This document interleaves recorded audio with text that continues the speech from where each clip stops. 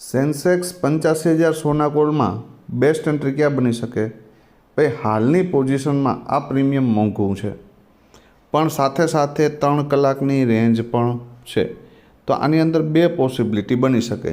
યા તો આ પ્રીમિયમ 248થી લઈ અને 300 સુધીમાં ક્યાંય પણ સપોર્ટ લેતું દેખાય તો એક બેસ્ટ એન્ટ્રી બની શકે મોર્નિંગમાં, અને 418 બ્રેક કરી દે ને એટલે આ ક્લોઝિંગ 510 અને એનાથી ઉપર 602 સુધી જઈ શકે, અને એનાથી ઉપર જાય તો 841. આ બેસ્ટ ટ્રેડ.